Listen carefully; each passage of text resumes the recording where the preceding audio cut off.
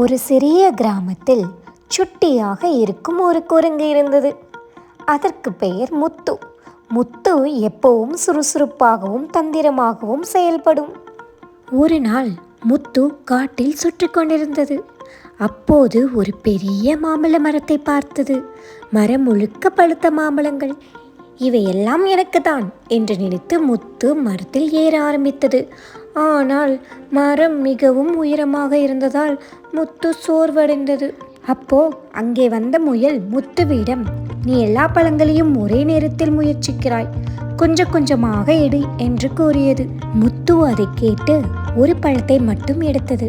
பின்பு இன்னொரு பழம், இப்படி சின்ன சின்னதாக எடுத்தது. இருவரும் சேர்ந்து சிறிது நேரத்திலே நிறைய மாம்பழங்களை சேர்த்து விட்டனர்.